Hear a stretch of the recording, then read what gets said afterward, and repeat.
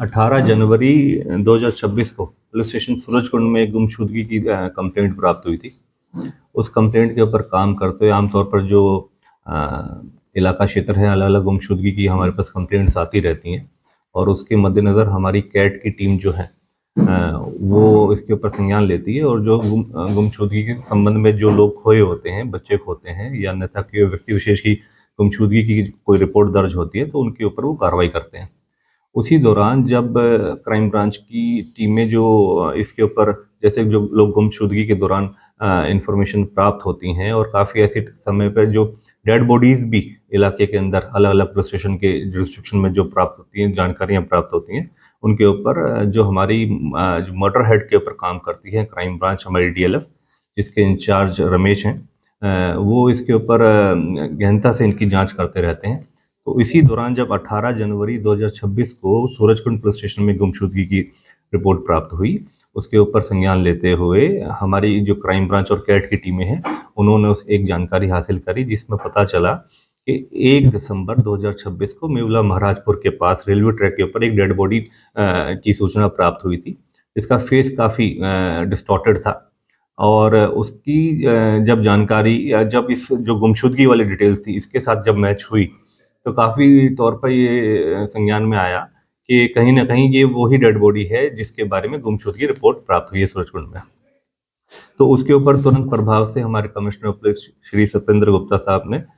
इसके ऊपर इसका संज्ञान लिया और हमारे डीसीपी क्राइम मुकेश मल्होत्रा साहब के मार्गदर्शन और निर्देशन में टीमों का गठन करा गया और DLF crime branch Ramesh in charge, उनकी टीम ने एक अथक प्रयास करते हुए इस पूरे घटनाक्रम की गुत्थी को सुलझाने में सफलता प्राप्त करी और उसी दौरान 2 व्यक्ति विशेष, जिसमें एक लेडी है जिसका नाम अंजनी है और उसी का प्रेमी रियाउल, इन दोनों को पकड़ने में, इस पूरे घटनाक्रम को अंजाम देने के संबंध में अरेस्ट करा गया है।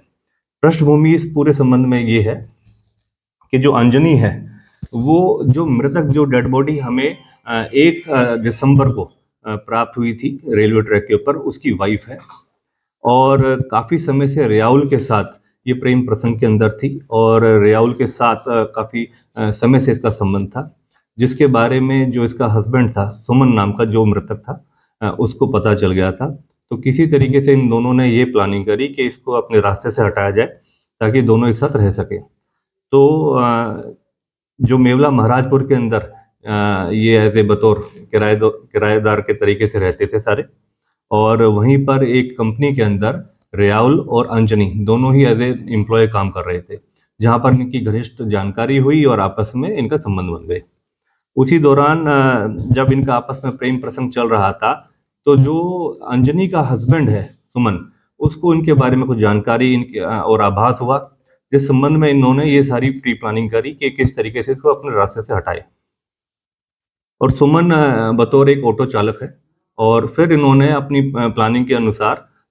30 नवंबर को इस पूरे घटनाक्रम को अंजाम दिया। इसको किसी बहाने अंजनी और ये रियाउल दोनों लेके गए और इन्होंने फिर मौके पर उसको नशे के, मतलब ड्रिंक वगैरह कराया, नशे की हालत में पत्थरों से इसके सर के ऊपर वार करा, जिसका मौके पर इसकी मृत्यु हो गई। और फिर बाद में पूरे घटनाक्रम को एक अमली जामा पहनाने के लिए इस तरीके से इन्होंने जानबूझकर, ताकि किसी को इसकी डेड बॉडी की ही पहचान ना हो, इसको एक रेलवे ट्रैक के ऊपर फेंक दिया, जहां पर रेलवे ट्रैक के ऊपर फेंकने के उपरांत उसका जो धड़ था, जो फेस था, वो पूरा डिस्टॉर्टेड हो गया। जिस तरीके से हमारे पास सूचना प्राप्त हुई 18 जनवरी को, उसके ऊपर संज्ञान लेते हुए हमारी क्राइम ब्रांचों ने अथक प्रयास दिखाते हुए काम करा और एक ऐसी उलझी हुई गुत्थी को सुलझाने में सफलता प्राप्त करी है। इसमें मुख्य भूमिका जो उसकी रही है, जो हमारे इंचार्ज रमेश जो प्रभारी हैं अपने डीएलएफ क्राइम ब्रांच के, और उनकी टीमों ने अथक प्रयास दिखाते हुए सफलता प्राप्त करी। तो सर, जो मृतक की पत्नी है और रियाउल जो उसका प्रेमी है, आरोपी जिसे बताया गया, इनके आपस में किस तरीके, कहाँ कांटेक्ट बने, किस तरीके से? देखिए, मेवला महाराजपुर के अंदर ही दोनों एक कंपनी के अंदर बतौर एम्प्लॉय काम करते हैं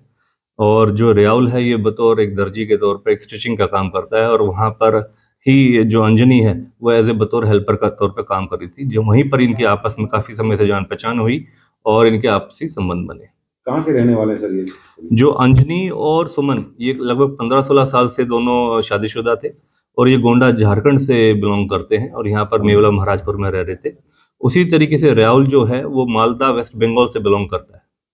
शिकायत किसकी शिकायत पे ये मामला दर्ज हुआ? इसमें संज्ञान लेते हुए जैसे 18 जनवरी 2026 को जब इसकी सूचना गुमशुदगी की जो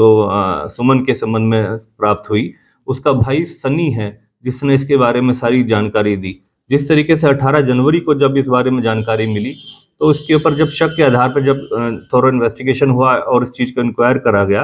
तो पता चला कि जो 30 तारीख को जब ये मर्डर करा गया था उसके बाद जो अंजनी थी वो अपने ससुराल गोंडा वहाँ पर झारखंड चली गई थी। उसने ना तो कोई पुलिस को न अन्यथा किसी को इसकी गुमशुदगी के बारे में कोई खबर दी, ना ही कोई किसी को सूचित किया। उससे भी इस शक के आधार पर इस बात पर पुष्टि हुई कि कहीं ना कहीं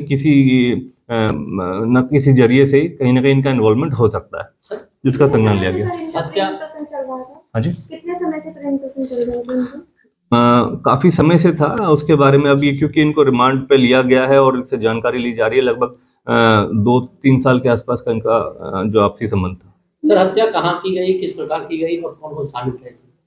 हत्या में मैंने बताया जिस तरीके से आपसी इनका प्रेम प्रसंग के बारे में, जो सुमन को जब इसका जो हस्बैंड था, डिसीज था,